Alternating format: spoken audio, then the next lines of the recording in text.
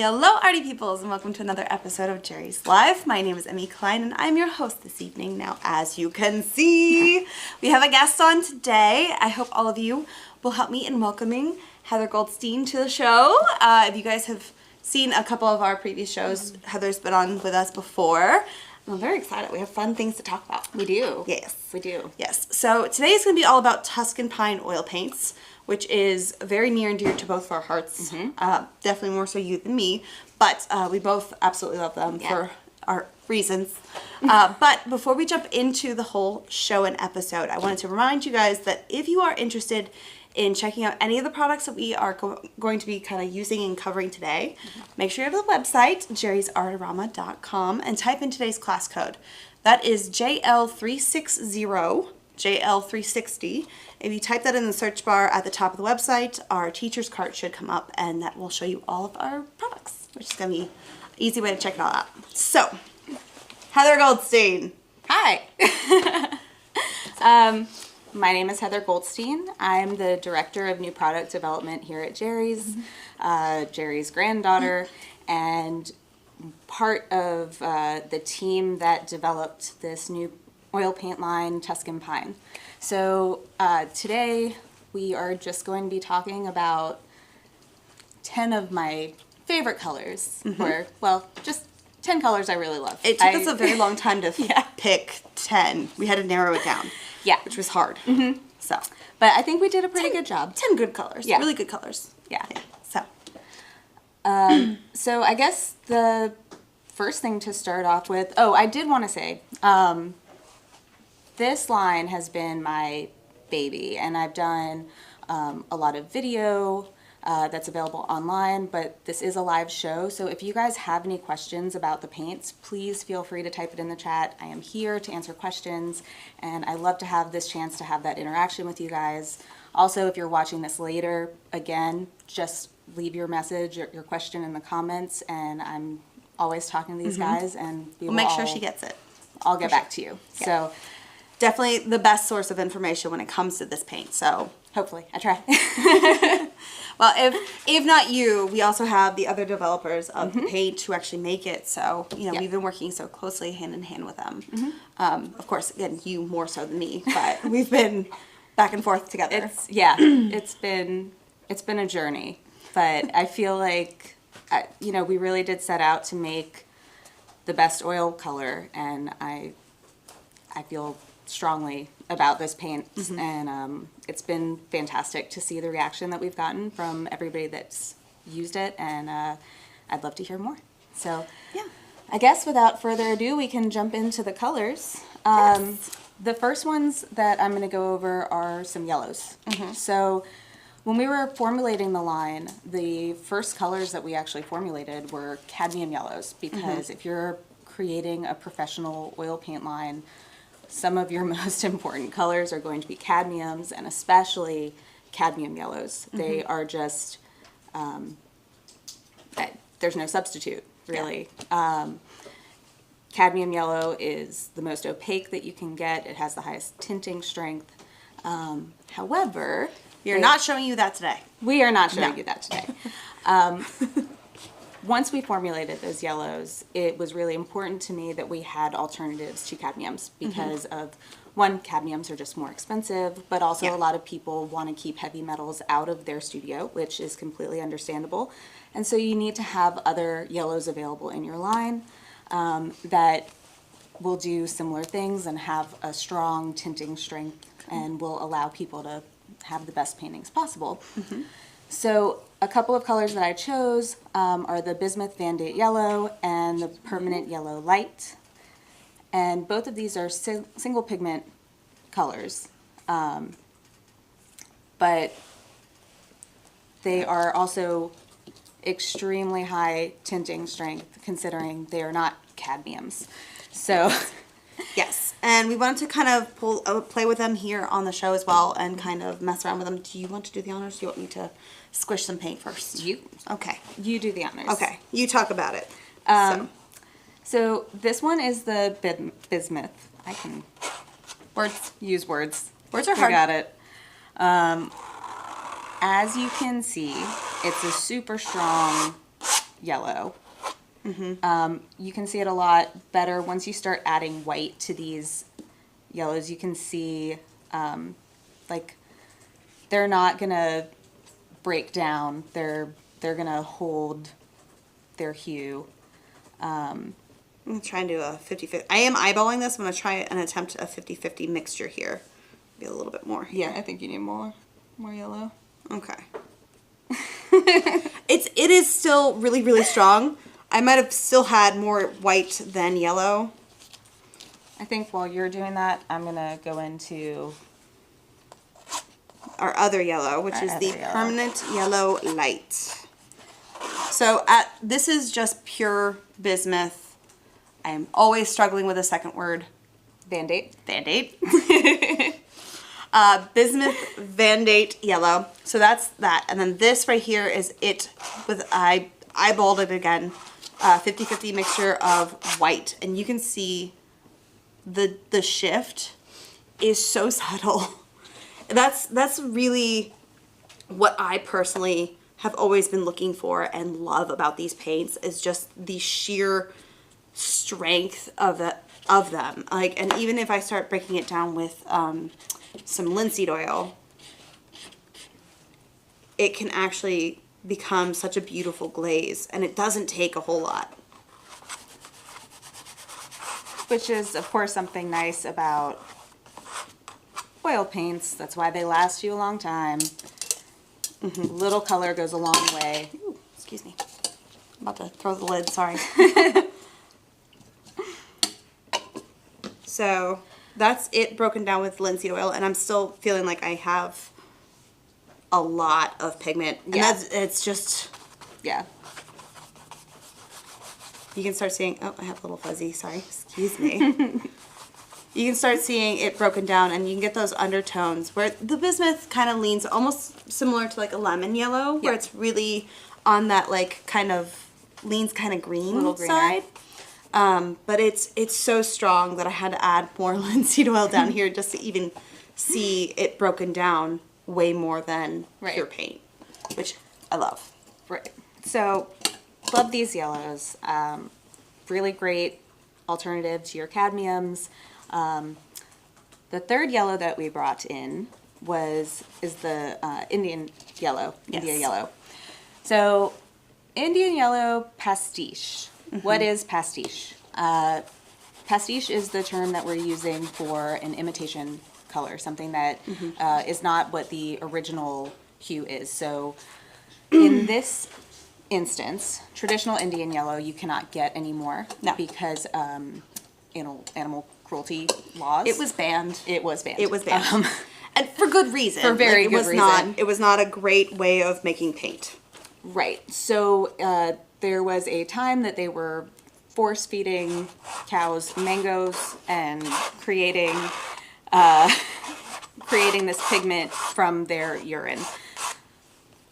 Very interesting way of making a pigment, but it created a beautiful, unique color. And so artists really love that color. I don't know who the first person was like, hey, let me try and see what color that is, but I want to know that, but I don't think we have that information personally.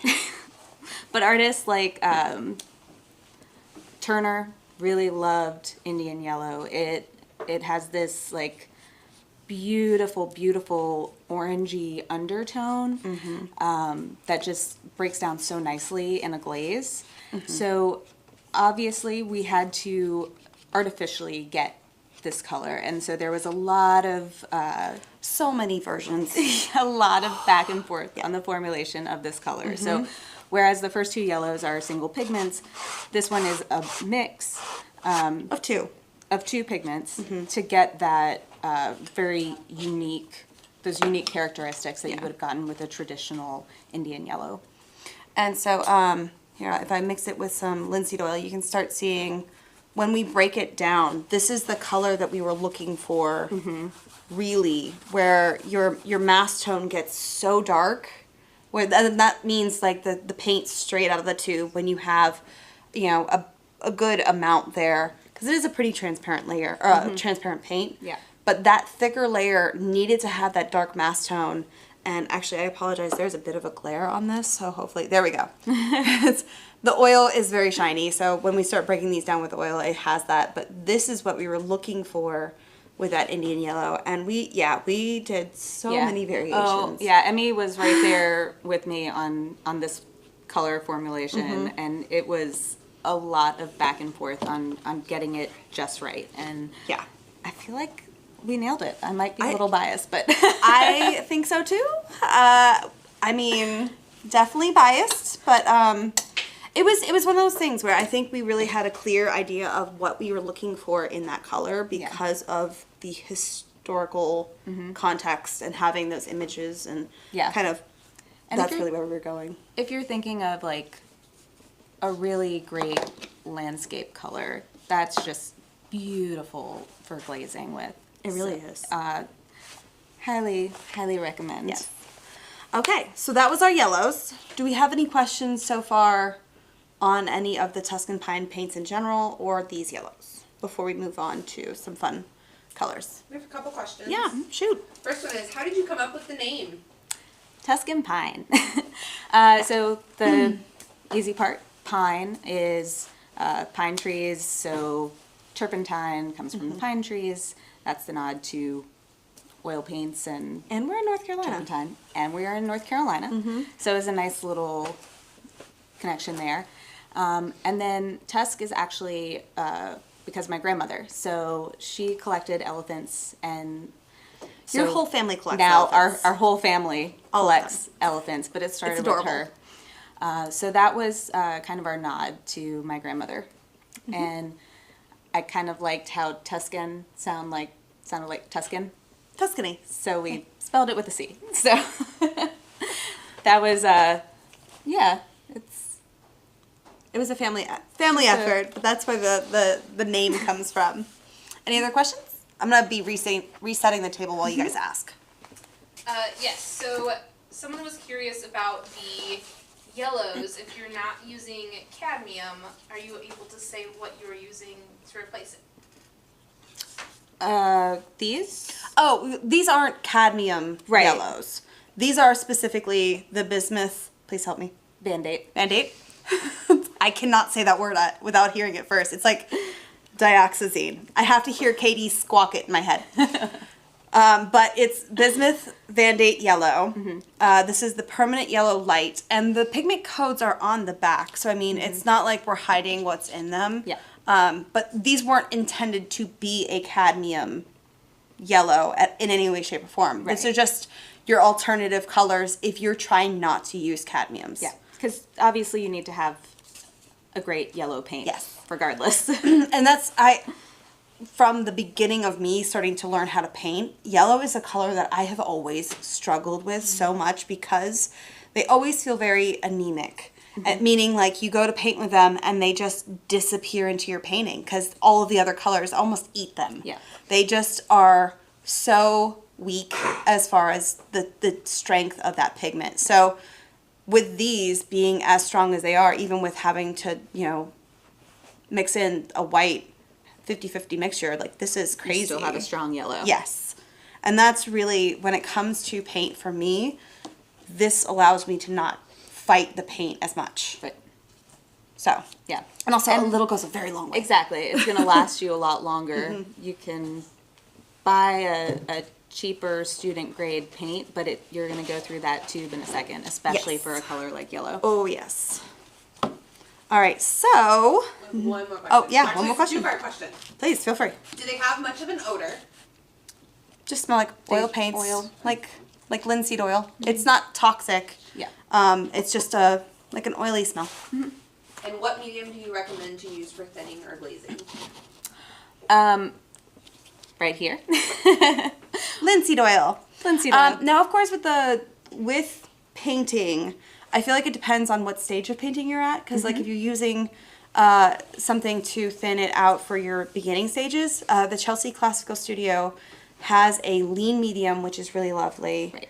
And it keeps that nice glossiness to it, but it'll keep your fat content down pretty nicely. Mm-hmm. But if you're already having like an established underpainting or a painting you're working back into, having this linseed oil is really great for glazing. Yeah. We'll show you that a little bit later on. Yes. So, great questions. Yeah. And we'll have some Tuscan Pine Oil mediums coming as well. So, in the works. Cough, cough, hint, hint. Yeah. Keep your eyes open. Any more questions before we jump into some fun colors? Yeah. All right. So, these are what we just cannot help ourselves, but like, they're so pretty. These are my pretty colors. Yes. These are like jewel tones. And then my love. So we'll do these one at a time. So the first one is magenta. I am obsessed with this color. Now, the way that you use this and the way that I use this is pretty different. Yes. Which is why we both love this color. Yes. Now, as you can see, the mass tone, like I scraped it down as much as I could here without like stabbing the canvas. And it's still so dark. So once I start mixing in white and breaking it down with some linseed oil, you will really start to see that color kind of come to life, which is beautiful. But tell us a little bit about this color. I really love glazing with this color over abstract imagery. So this will pick up on so many other colors, and it creates beautiful layers and beautiful glazes. And Emmy really loves using it for underpainting. Yes. So my very first stage of my painting, many times, is bright pink, because I just love the way that it sparkles through a painting. And even when I put naturalistic colors, like if it's a landscape, that magenta sparkling through, just, it feels so magical to me, and I love it. And it's just so rich. The color, it's transparent. The pigment itself is so like multi-dimensional that it just reflects light in so many different ways. And it's really just a gorgeous color. And it's gorgeous in the mass tone as well as in glazing. And then as you can see, I mean, even breaking it down with white, it just has this like beautiful pink that it creates. Like, this is where I like to live. Yeah. This way here. But I also love that, like, my thin layers are going to be this, but when I start building, this is why my underpaintings are a single monochromatic color, being magenta, because this could be my darks, and I can get a full range of color with just this one single color, and it's just so pretty. And also very unexpected sometimes. Yeah. So, that's what I love about it. But with, using it to glaze, we do have, I'm going to actually pick this up so you can pop it over. We do have a sort of abstract kind of painting here.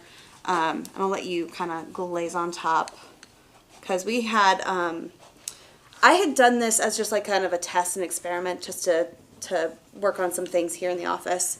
And it's always really fun. You're going to need way more oil. I know this It's color. such a strong color. And what's really lovely is that you could very easily take that and kind of move it around with the spatchers, but like glazing, it's so stunning how it interacts with just almost every color. Like we had naturalistic, like kind of earth tones here. We had more of the blues, and then we had, I think, kind of like a cobalt in the middle, and then it just fades off into like more of the whites. And like, this is such a fun... You just get so many different, it feels so atmospheric. Yeah. Like the painting was already very atmospheric, but it's like you see that added dimension. And then because it's just glazing with linseed oil, it'll have that nice shine and that luminosity. Me just wanting to like... Yeah. Team effort. So I love it. There you go. I love it. You guys can see it. It's had a bit of a glare on it, so I'm trying to like tilt it to where that glare goes away. But that's what it can just very quickly... Here, let me... Yeah. Can you switch? Hold that, please. We're running out of hands. There you go. You guys can see where that magenta is glazed in. It can just really set off all those colors in just a fun, different way and shift them, which is just so fun. And that's me using that rag to almost pick up all of it, but it's still so strong. It's such a pretty color, though. I know, I love it. I love it. Okay, so that was magenta. I'm going to actually just pop this over here, because we're running out of table space, too. Yes. All right. I'm going to let you rinse while I scrape down the next color, which is Prussian Blue. Now, why did you pick Prussian blue? When we made this color, and I first saw it, I was like, is this the correct pigment? I remember having this conversation. We had this conversation. I was like, is this correct? It just had this added luminosity that I hadn't seen in a Prussian blue before. So it is the correct pigment. It is the correct color. We confirmed. Promise. But it's just so much richer. It is such a, it's also a very, very strong color. Now, when we were choosing colors for this show, I suggested a phthalo, because we love our phthalo blues here. And Heather said no. No. Granted, we have a great phthalo. It is incredible. Is just not a color that I keep on my personal palette.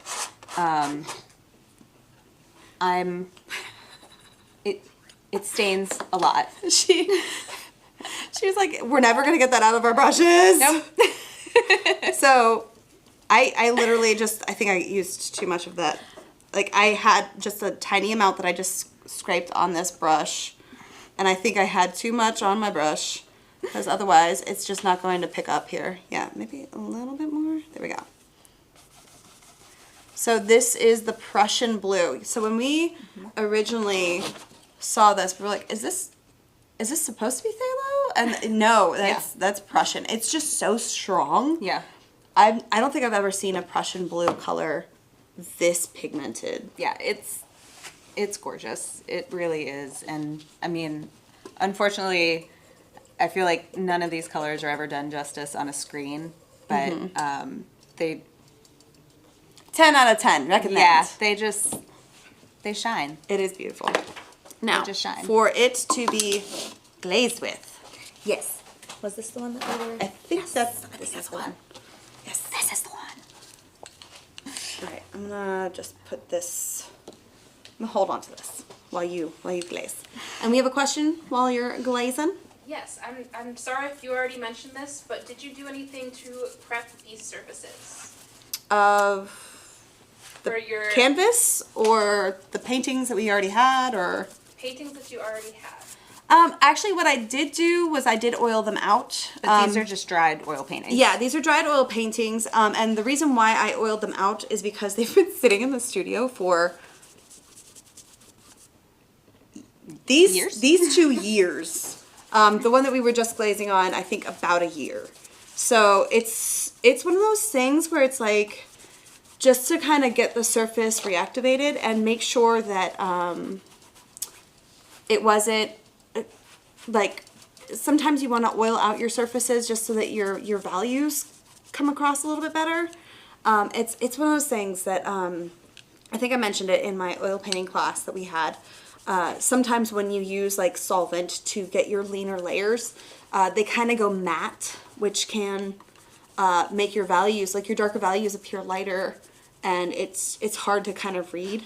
So it was one of those things where that's the only thing I did, which is, if you are interested in oiling out your surface, because I feel like that is a question we're going to have, all you have to do is a very thin layer of linseed oil and use like a clean rag and just get all of the excess off. It's such a tiny thin layer, but that's the only thing I did, really. But the canvas is just straight canvas. It's just ready to go. I think this is the Practica? Yeah. I just zoned out. I really love this soft brush. And you really love this color. Yeah. So again, just using this as a really thin glaze over already existing color adds a little bit more dimension. honestly, I think it really brought all of, because this was a tester panel again, and it was just something that we were trying out with certain things in the background here at work. And so I think just applying that blue saved it, because it was just adds a hot mess before. Well, it adds a little bit of life to it, and it unifies it, I think. Yeah. So it brings it together. It's good. So Prussian blue, and then do you want a fresh canvas? Sorry, do you want a fresh canvas for the last two? up to you. I feel like we probably should. 'Cause Sure. we need space. Let's do that. What are you talking about? Yeah. All right, so here we go. I will let you flush that. Emeralde. So, emerald green is the third of our beautiful jewel tone. And what's funny is that, like, anytime you see us watching, Heather has the scrape up top and a blob at the bottom. I am the exact opposite. I don't know why we do that every time, but we do.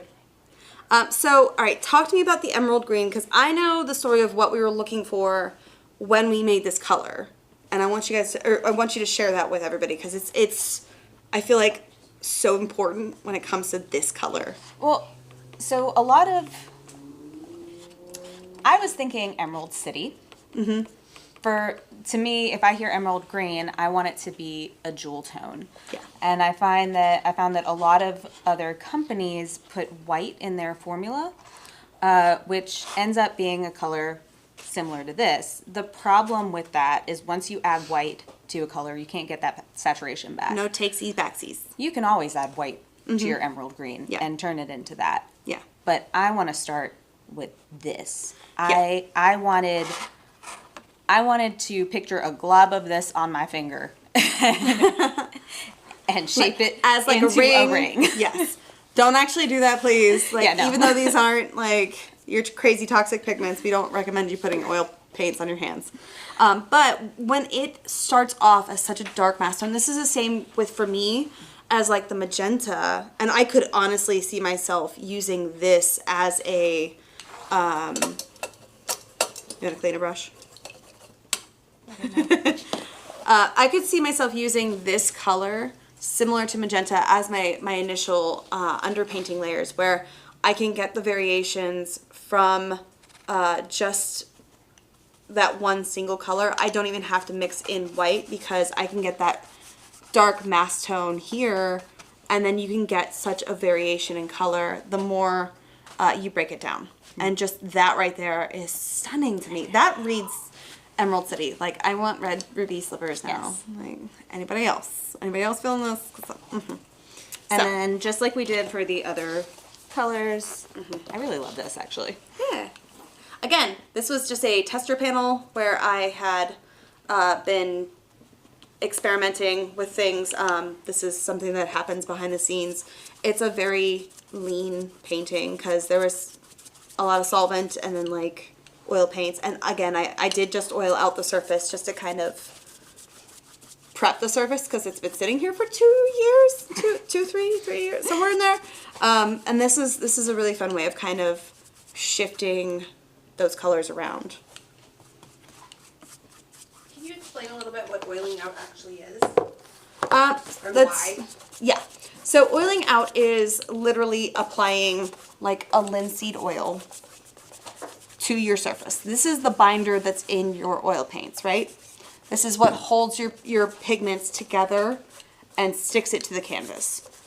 When you do your first initial couple layers of oil paint, we do have to follow that fat over lean rule. So usually we want to start very lean because you can't put fatty content on top of fatty content and then expect it to really go well. Right. Sometimes you can have some adhesion issues. It can also crack and split later on down the line just because of its drying time and the way that works. I think I actually go into it more in detail with my oil painting class, for like starting in oil painting. But when it comes to those lean layers, your darks, like anytime you have like a really dark mass tone here, if that's a really thin, lean layer, it's just gonna look matte. Yeah. After it dries, just because that oil content is so low, and it doesn't read as like that glossy, beautiful oil paint that you want to do. Then adding that oil paint on top gives you kind of a surface for your next layer of paint to stick onto, as well as it brings that dark layer back to what it should be, so your values read better. That's the reason why. I hope I answered that whole thing. But yes, there we go with our glazing. So green. You can see. Even on top of the pink, it just looks so beautiful. It almost reads purple. I'm sorry, I'm trying to get the glare off of it. 'Cause we have a lot of lights around here. So that's that beautiful emerald green. I love it.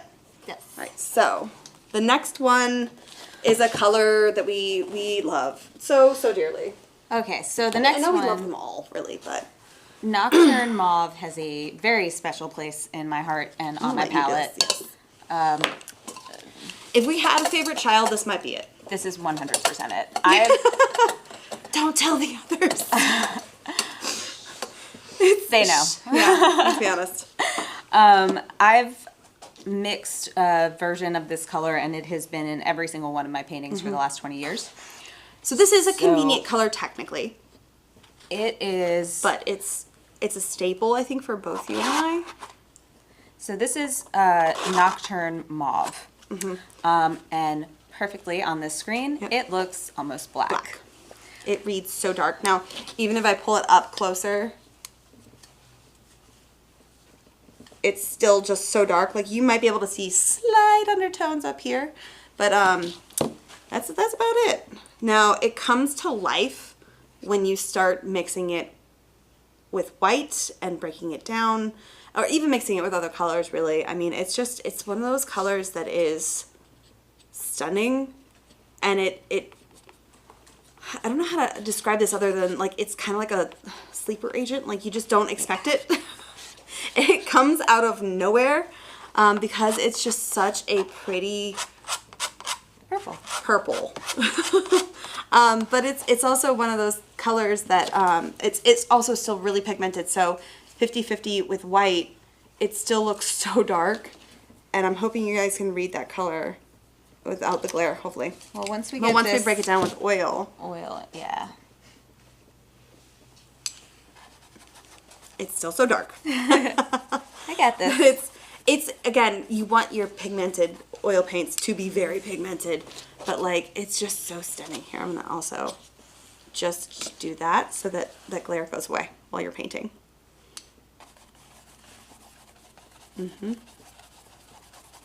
So you added a little dab of white, Yeah. as well, Just to brighten it. brighten it up for the screen. But even that, it was just a tiniest amount of white on there.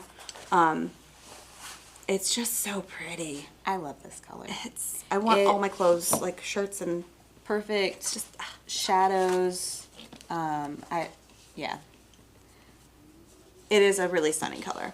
I use And that's that in figures like a lot of times. That under the eyes. under the eye. Yeah. That it ends up there a lot. Oh yeah. Actually, this is one of those fun colors. Of course, you got it all over your hands. This is why I have Soho wipes at all times when Heather is standing next to me. Here you go. What you talking about? It's because we know I love you. Now this color is one of those ones that I will also use for like under the chin. It's a really great shadow color there. It's also really great for like your upper lip.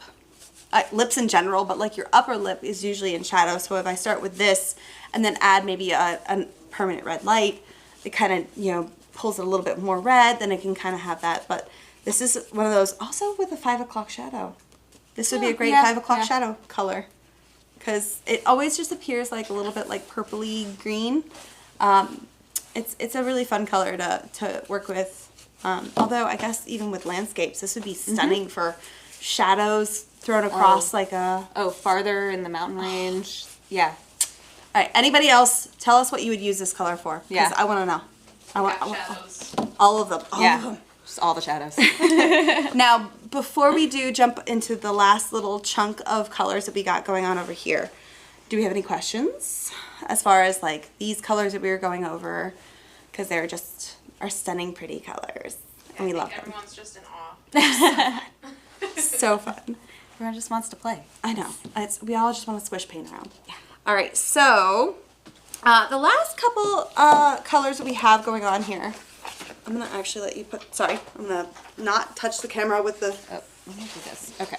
Christina's eyeballing me like, don't touch my camera with your oil paints. Okay. So these colors are not the gem tones and fun, funky colors. They are our naturalistic colors. These are the serious colors. Yes. Time for serious paint. Time for serious paint. So we are going to start with the brown pink granular. Now tell me about this color. There was a little bit of confusion from some people, so I wanted to go over this on Jerry's Live. Brown pink I love this color as well. I really love muted tones in general, if you couldn't tell by my love for that very deep blackish purple. And still reads kind of almost gray too. Yeah. But this one, it's great in landscapes. It's great in mixing portrait colors. But it's got this formulation in particular. The reason why we call it granular is because it actually comes from like the granular watercolors. So it's not that it's like a gritty paint, which I guess compared to the other Tuscan Pine colors, it is a little bit more gritty, but it's not meant to have like a gritty feel. It's more about, and I think this would actually be better for you to thin out. I was gonna do the oil, and then I was gonna do this. Perfect. We're on the same page. Same mind. Yeah. We spend a lot of time together. Yes, we do. So if you break it down with solvent, you can really see how it granulates, similar to the granulating watercolors. And it's a really nice background. It's like to get a really nice, interesting, washy background. This is more of my style for that underpainting or just like toning down my canvas. This is where it's at for me. Actually, a little bit more. So you can actually see right here as I'm getting a little bit thinner. It's doing similar to like the watercolors where it's starting to sink into the texture of the canvas right here. Actually, can we go to that side camera because I can't really tilt this and there's a glare. There we go. So you can see it's got that grittiness right here, which is just so fun, and it's starting to drip off. Stay. This is with the solvent, and this is with the linseed oil, and it still does it a bit over here, but it just does it a little bit more over here where you can start seeing that the pigment is sinking into the canvas, and it's just getting that kind of... It creates a really interesting texture. Yeah, it's just so fun. Yeah. Okay, now the next color. The next color, the next two colors we're going to do together. Before, actually before you swatch these out, I kind of want to explain what led to this. When I was doing all the testing for the colors as we were formulating them, I was comparing them to the other like top of the line oil paints because we want to make sure that we are top of the line in everything that we're doing. And you can't do that without knowing where that lands in the market anyway. Right. So I would get a variety of paints all in the same color, same pigments, and test them against the one that we had just developed. So raw umber is one of those colors that's just a standard color that you just kind of expect to, or at least I just expected to be the same. Across it's a standard color. That's what a standard color is. It's like you expect that is going to be the same color. However, what I never noticed until I actually put everything next to each other was how different that color actually is from brand to brand, which makes sense because it is a natural pigment. It's found from the earth, and so you are going to have a variety of versions of that color. Depending on where it's sourced, right? Right. Yeah, because earth over here is different than earth over here. And even earth from the same place, all of that pigment is not necessarily going to...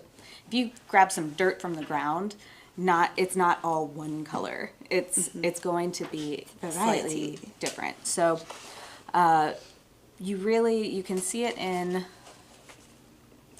the mass tones a little bit, but really once I started breaking it down into tints, you can see how different these colors are. So like these are all raw umbers, all of these. And so this color is tinted down here. Which means we added white, in case you guys didn't know that. So so these had white added to it. This had linseed oil added to it. So again, you can see how different these colors are. So what happened when we were developing the raw umber specifically is of course, I tested all these paints.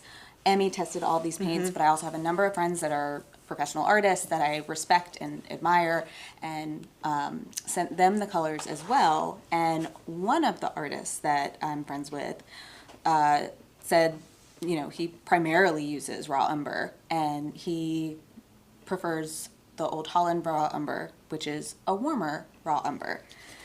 So, with that in mind, we said, oh, well, We got this. let's create a raw umber warm and a raw umber cool. Yeah. Now again, with raw umbers, it's one of those things where like, it's so dark, it's going to read black until we start breaking it down. Right. So I'm going to actually do this kind of side by side. Make sure my palette knife is nice and clean. Yeah, can't you tell the difference already? We got dark and we got dark. Yeah. Yes. So raw umber is typically a cooler color, burnt umber being the warmer color. However, that is, as I said, not always the case. So we have those two examples right here. Now, the variation in color too also happens across the board in, this is one of our iterations of the Indian yellow. one of many. We have so many pages There's of this a lot of Indian yellow. Yeah. pages. And we just wanted to bring on this one, but you can see even across the board with the different. I think it goes from here to here. These are the different brands, and you can see the vast difference between them. Yeah. And it's insane how much variety there is. And they're all listed. We were trying to compare apples to apples. So like we try to always pull the paint that had the same pigment code. So even though it might have had the name raw umber, if it didn't have the same pigment code, you didn't use it. Right. So Well, so raw umber is going to be the same. There are two different pigments that it could be, because there's the natural raw umber pigment, and then there's a synthetic version of that pigment. So the synthetic version is going to be the same no matter what, whereas the natural version is coming from the earth. So if you get it from different sources, it will be different, and that's where you have those varieties. I'm trying to make sure I mix in the same amount of white. I think I added more to the other one. I'm gonna be a bit of a perfectionist here. Sorry. This is the struggle. This is a struggle, trying to make sure that it's consistent. No, God, that's too much. Listen, anybody who's ever mixed paint ever before in their life knows the struggle of that's too much white, and then you take away the level of white, and you're like, that's not enough white, and then you go back and forth, and then eventually you end up with a puddle this big. You're like, it's perfect. I didn't need that much. So that is Add the sparingly. warm. Yes, add sparingly. You would think that I would have gotten past that in my life as an artist, but no, I still do it. So that's the warm and that's the cool broken down with white. And then, of course, with a little bit of linseed oil. You want to get that one? Yeah. Yeah. Nope. I'm going to just give you this to clean Thank your you. brush. Look at that purpley color. Yeah, it's beautiful, but it will tint the raw umber. We said they were pigmented. They are very pigmented. That's why she didn't want to pull on phthalo blue, because we were never going to get it out of No. our brushes. We would have to have a dedicated phthalo blue brush. And if you paint with it, you should have a dedicated phthalo blue. You're not. brush. You're not wrong.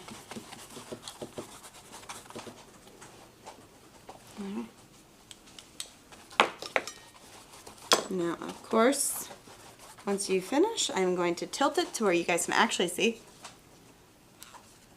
This is warm. This is cool. it does have that very subtle difference, but they are still in the same I think it's easier kind of to realm. see in the tint. Yeah. Well, it's still the same color, Yeah. and it's still or the That's- same pigment. It is still a raw umber, so Yeah. like they are still both raw umber, but that's the variation you're gonna get. Great. And this definitely does pull more blue. I don't know if that's really coming across on camera. This feels a little bit more like almost yellowy orange, kind of. Yeah. It's like, and it's Yeah. just very, very subtle, where this reads a little bit more blue. Right. And it's just the difference between them. And that's why we wanted to give you the variety as well. Yeah. 'Cause And to kind of Yeah. understand the subtleties of those colors, the warm versus cool version of these colors. Yeah. Any other really fun stories about making this paint and the struggles we went through? We did this for you guys. Also for us, because we love this no paint. struggle. This is this was an amazing project. It was a labor of love. And Yeah, I just, now I pulled a Heather and I got it all over my hand. You're welcome. It's because you're near. Again, this is why I have Soho wipes. All right, so do we have questions? Yeah. Because I feel like, I thought we were going to have more questions. There's so many. kind of oohing and awing. I know. Oh, we still need to mix colors because that was the other thing that we wanted to do. We wanted to mix some really fun colors. Oh, yeah. If you guys have any requests, we do have a limited color selection that we have up here, but we wanted to mix a couple colors for you guys because it's just super fun. I'm gonna actually just give myself a clean palette just like this. Started coming off of there, and then I'm gonna toss this down here, and I happen to have a little spare palette or a canvas panel here. So I was going to mix in a couple of the really fun colors. Actually, I can probably just grab these. Yeah, I was gonna say I don't know why I just threw that other palette away. Yeah. Well, I needed another palette, I guess.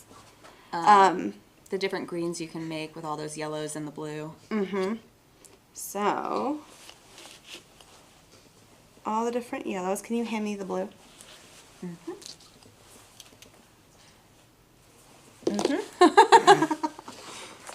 The one that's already ready. Oh yeah, that one.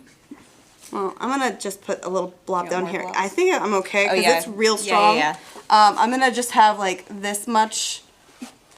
Tiny blue. Have to do the doop this much on my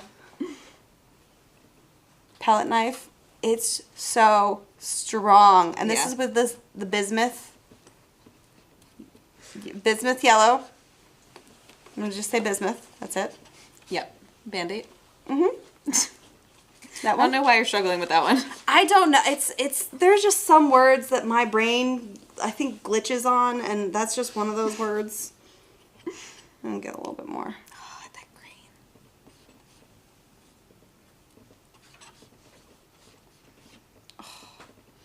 This is my favorite part. Yeah.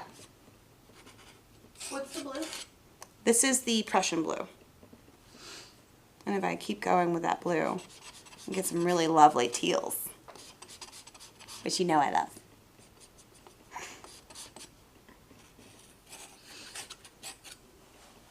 And if you start adding white to this, you can start getting such a variety. Okay, so that was the bismuth. Yep, that one. Oh, geez, that's a lot of blue. Take more off. This is the permanent yellow light, which I feel like because that permanent yellow light leans a little bit more in that orange realm, it's gonna feel like a little bit more of a naturalistic green. It's still really punchy.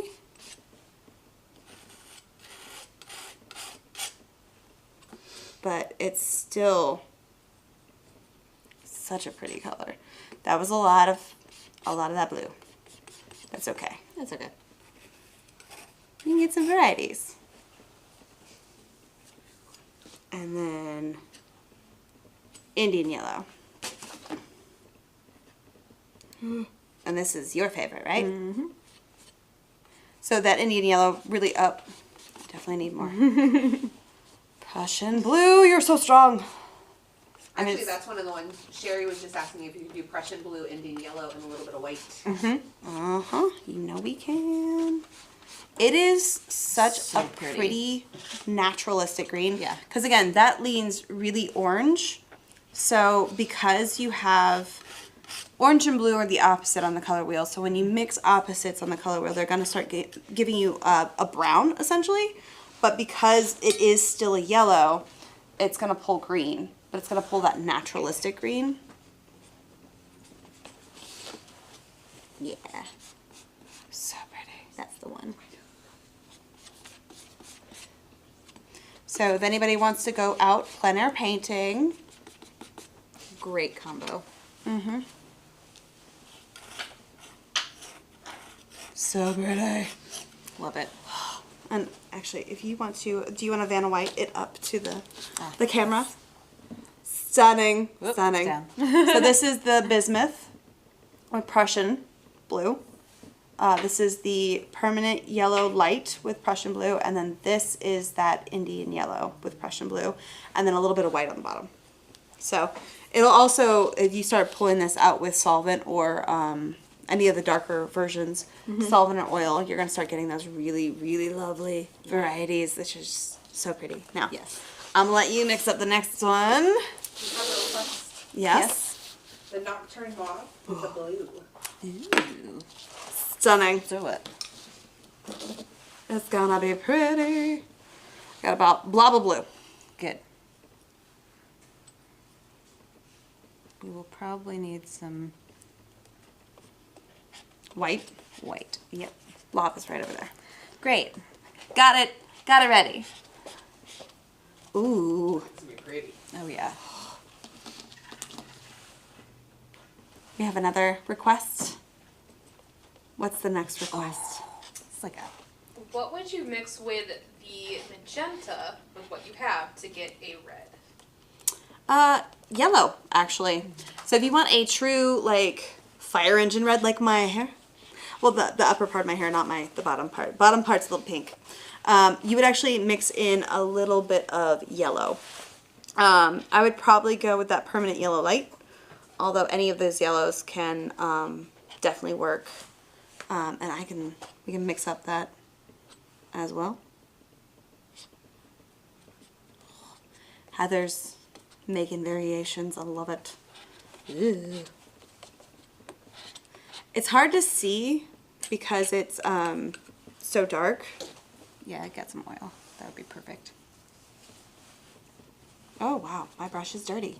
Hello. I'm pulling a Heather.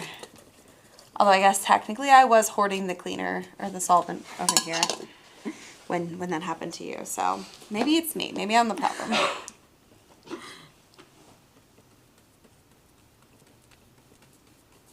I have a glare, but I hope you. Ooh. It's so pretty.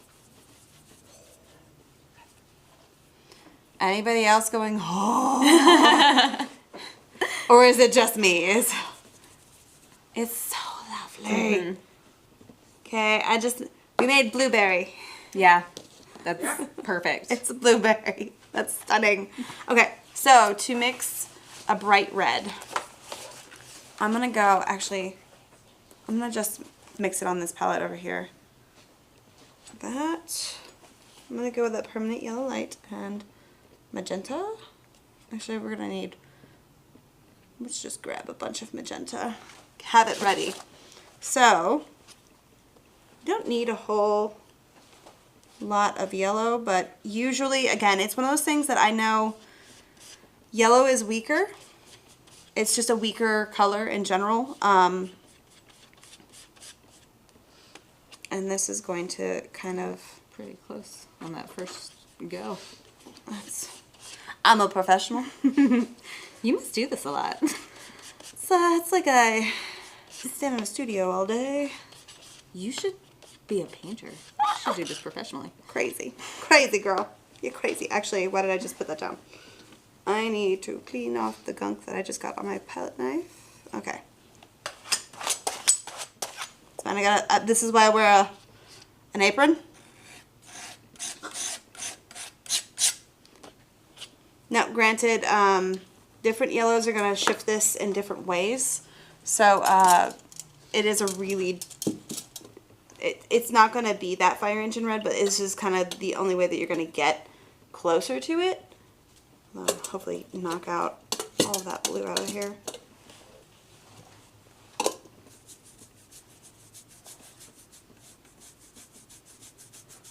So there's your red.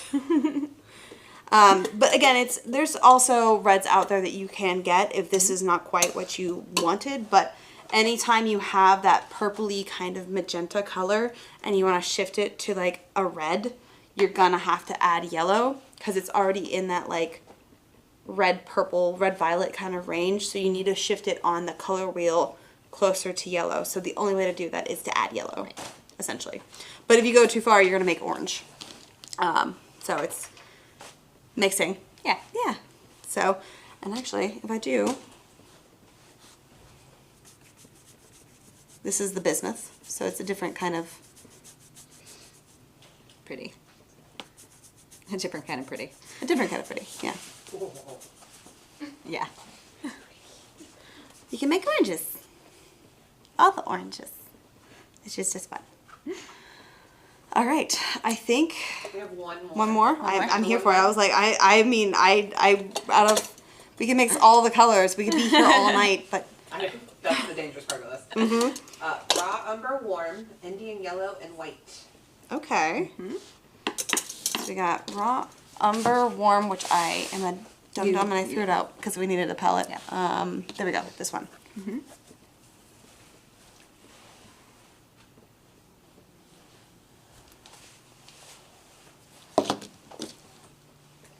Indian yellow.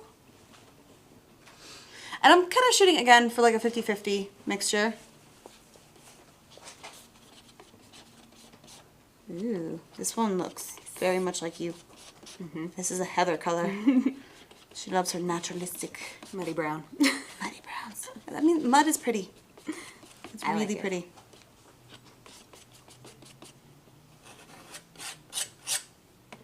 Do you want to break that down with some solvent? They 'Cause I'm wanted gonna white also, too. Yeah, I'm gonna also mix in some over here. But you can, Okay. I feel like that would be, it's like a whole different color when you start mixing it with solvents. Because I definitely think I mixed in quite a lot of white there.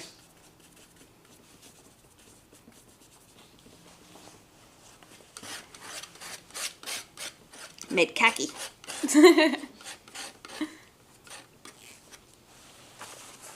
It's very pretty. It is. So that's, I guess, one of the things about the machines that we use. I didn't talk about it on the show yet, but We got distracted by the pretty colors. Yeah. So they're brand new Bueller triple mill rollers. Bueller? Yeah, and Bueller. so this is like what they use to make cosmetics. So they mill the paint so finely and so perfectly and evenly, and I just find that the colors mix cleaner and they mix faster. Yeah, I do know when we were formulating these, the one thing that we were always talking about is that we didn't want it to be super stiff straight out of the tube. Right. That was something that like you and I both, when we had other oil paints that leaned into that like really heavy pigmented kind of area, it was like paste almost when it was coming out of the tube, and we were like, you hurt your hand when you're trying to like squeeze out some paint. So we wanted that nice, beautiful consistency for Yeah. our paints, and I think the mills Really do it. really help. Yeah. It's just a way of doing that. That's just Chef's kiss. yeah. All right, so if you guys do have any more questions, though, in the future, if you're watching this after we've officially stopped being live, you can always add them in the comments. I work with Heather on a daily basis, so we will make sure that we get the questions and we get them answered for you guys. But that was so much fun. Yeah. Thank you for being on the show today. Yeah, And it was great. talking about our love of this oil paint and the Tuscan Pine line. Could talk about it forever. Love Yes. it. Yes, we can. But that is our time for today, and I really, really appreciate you all coming out and watching the show. Of course, if you guys, again, want to try any of these, make sure you go to the website, JerrysArtarama.com, type in today's class code, which is JL360, type that in the search bar, and our teacher's cart should come up, and all of the things, including even the the Painter's Color Diary that we've used so many of those pages. So it came in clutch. Yes. Love that. Right. Always flush your paints. But anything we used on the show tonight will be in that teacher's cart, and you guys can check it out there. And I think that is the show. Make sure you guys, of course, do join us next week. Michaelia and I are both going to be on. We're going to be doing our holiday gift guide. Yay. So if you are interested in any kind of present for somebody who is that creative in life or for yourself, and just forward on that video. So you're like, cough, cough, hint, hint, this timestamp, I want that. I'm going to do that to my family, don't worry. We'll be going over the holiday gift guide next week. So that is the show. Are you ready? Ready. Ready?